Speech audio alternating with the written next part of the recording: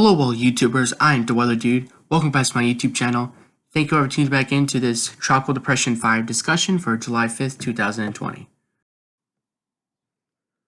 Before I get on with today's video, however, I would ask that every single one of you please smash that subscribe button and ring the bell notifications. Thank you guys so much for 600 subscribers. Let's get to our next goal of 700 subscribers and to our next long-term goal of the big 1,000. So please smash that subscribe button and ring the bell notifications, as well as watching the whole video. Both of these things really do support my channel, and watching the whole video, it's a win-win. You get the best part of the content, and I get the watch time, which I really do need for my channel. And please also like and share this video. Thank you. Now let's get on with today's video.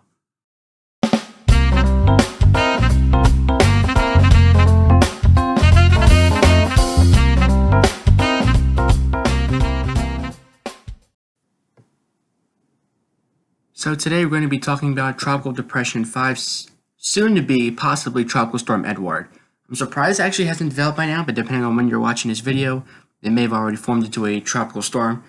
Alright, but this is Tropical Depression 5L, and as you can see, if we look at the National Hurricane Center real quick, you can see that it's located at about 61 degrees west and about 36 degrees north. Alright, so when you look at that on the ocean temperature anomalies, you can see that we're seeing some slightly below average temperatures in terms of our ocean temperatures, but soon, hopefully, we'll be making their way into some warmer than average waters. But as the storm makes its way north, it's still going to be running into some cooler waters either way. All right, so right now, we're seeing a little cool patch of 25. It's not going to be getting much better from here on out for the system. If you look at National Hurricane Center, they said it was actually supposed to form last night, and then they said, oh, okay, now it's going to form today. I don't know, it hasn't formed today either. All right, its last shot is going to be where that black S is, which is overnight tonight. Because by tomorrow and from there on out through Tuesday, it's going to be a post-tropical cyclone. Like, well, it says S on it, yes, but it's already post-tropical storm. That's what it means when the bubble is white as opposed to black. And it's moving very quickly too, northeast at 26 miles an hour. That's like NASCAR speed for a hurricane, or a tropical entity anyway. So the storm is moving very fast, and if we look at where the storm is located right now, again, just in case you guys wanted some coordinates there. So again, 62 degrees west and 35 degrees north to be exact.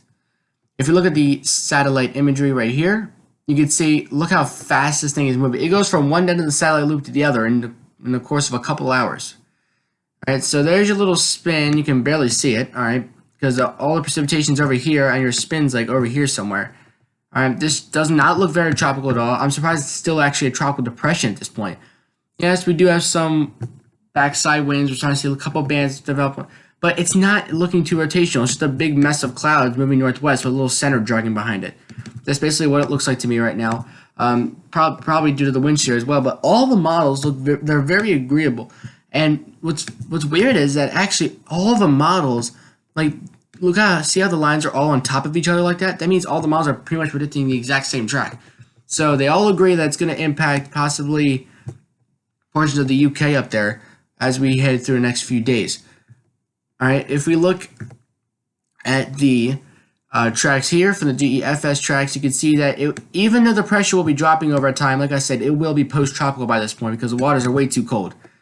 All right, once it makes it to that, once it passes that 40-degree north latitude line, it's going to be very hard for development from the system, at least for some further tropical development. But all the models do agree highly that it's going to hit the United Kingdom with some strong winds.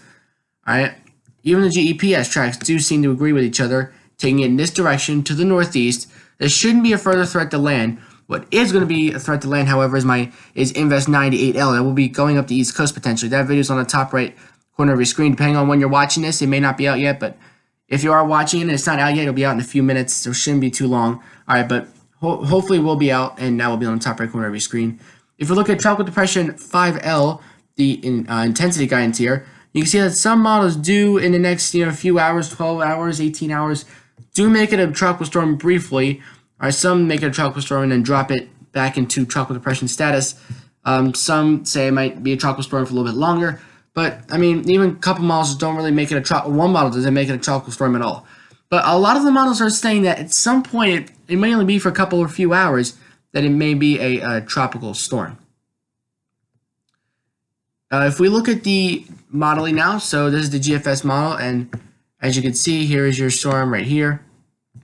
And this is tropical depression 5L, and as you can tell, and you can see here, it's going to kind of get picked up by a jet stream here, all right, so to speak. But here's your high pressure system. That's what's basically putting this storm to the northeast. It's kind of shifting its motion to the northeast here. It's going to get picked up by a jet stream as well. It's going around this high pressure, so it's going to be carried northeast. We got two, different low entities and a high entity here that's going to really push the storm northeast at a fast acceleration.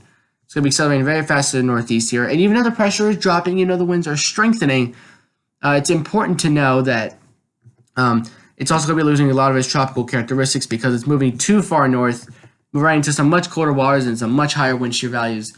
The only good thing about being this far north is you usually don't have to worry about too much dry air.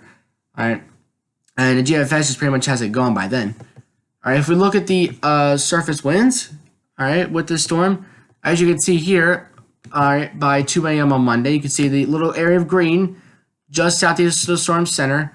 All right, I don't know if you guys can see it. I mean, I can't exactly zoom in or this kind of map. They don't support this kind of map when I zoom in. All right, but there is a little area of green that is just to the southeast of the storm system there, and that indicates tropical storm status. You'll be able to see it a lot better. Even though, like I said, by this point, even though we still have some greens, meaning tropical storm status, it's already post-tropical by this point. We have to go to the next 30 hours. Then, eventually, this very large system will be making its way to the UK and over there into Europe, possibly, as we head through mid to late next week. So, watch out, UK and Europe. If we look at the cyclonic vorticity signature, as you can see, it looks pretty, significant. But as we head through the next 12, 18 hours, it starts to look a little ragged.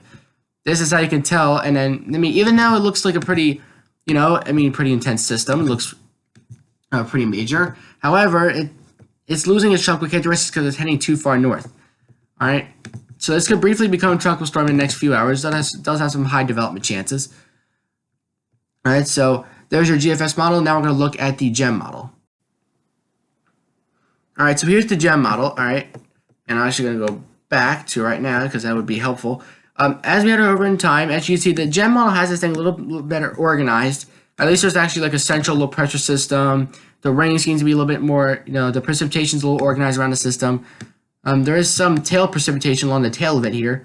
But we do have a big low pressure system sitting there by 2 a.m. Tuesday. But like I said, even by Monday, the development chances are going to really start to plummet, if not almost down to zero. Again, because of the high pressure here, movement will be accelerated toward the northeast. That's why the system is getting steered into the United Kingdom come next week or midweek. And potentially some very heavy rain, possibly some high winds here. All right. But if we look at the surface winds, kind of a different story. All right, let's take a look at the surface winds. So you can see that once it makes its way, like I said, once it makes its way past that 40-degree north latitude line, it's going to be hard for the system to develop. There is still a little area of green just southeast of where the low center is. And if you don't see the low there, but you see the pressure number, it's just a little glitch there by chocolate tidbits. All right, but it'll come back. All right, there it is. All right, but it could briefly gain some tropical storm force winds before it starts to weaken. All right, but that we're gonna have to watch. But this should really not be any threat to land at all. If we look at or except for United Kingdom, I should say that would be but that'll be post-tropical by then. But it could affect the UK by next week. All right, if you look at those tropical cyclonic vorticity signatures, as you can see, there's some waves of energy starting to make their way into the UK, into Europe, as we head through mid next week. But other than that, we do have some decent cyclonic vorticity signatures, but it's not really enough to develop a tropical system right now. We still got some high wind shear, and then we got our problems with the ocean water temperatures. If you look at the wind shear, that's another problem. All right, just northeast of where the low is, where it's about to track, we have seen evidence that wind shear has gained 5, even up to 20 knots in the past 24 hours. So strengthening wind shear has been occurring where the low system currently is sitting at least where the low system is sitting right now. We have wind shear of about, I'd say about 25 to 30 knots, which isn't completely horrible. As you can see, there's your low right there. It's not completely horrible, but it could be a lot better, and the future does not look good for this in terms of wind shear. So if it's going to develop, it's got to develop in a few hours. If it does become Edward, it's going to become Edward very quickly, and it's going to die very quickly. That's what these smaller low pressure systems, these smaller tropical entities, they strengthen quickly sometimes, and they can die quickly. If we look at the dry air here, all right, as you can see, here's your, like where your little area spin is right here. Here's all your precipitation, and it's sitting. You can't tell because they had to paint the clouds over the dry air, so it is sitting in the middle of some dry air. You just can't tell because they painted over it, because you have to, because otherwise, how are you going to see the storm? So it is sitting in the middle of some dry air in the north, but like I said, once it heads out to sea, well to the north in the UK, you're going to start to see some decreasing dry air. But like I said, by the time it heads to the UK, the development chances are going to be plummeting to near zero. So bottom line here, we do have some warmer ocean water from where the storm is sitting. All right, it's a little bit below average. When it runs into some above average water, maybe it has a slight chance. It is a tropical depression. All right, so it means we still have to watch it. It's sitting in a little cool patch of water. This could even be subtropical storm Edouard. All right, that's what I think it could be because it's moving so far. It's moving really fast. Usually, sometimes, not all the time, but subtropical systems can move pretty fast because they don't have enough time to organize. There is a lot of wind shear, some cooler water, so this could become a subtropical system as well. So thank you guys for watching today's video. Watch out, you live in the UK and Europe. If you know someone in the UK or in Europe, send them this video, and just to keep them warm, because even though it will be a post-tropical system when 5L or Edouard, whatever this thing is, when it gets there, all right, it still can produce some high winds, some heavy rain. So if you know someone in the UK or in Europe, share this video with them. And I am the Weather Dude, signing off. Till next time. Catch you guys next video.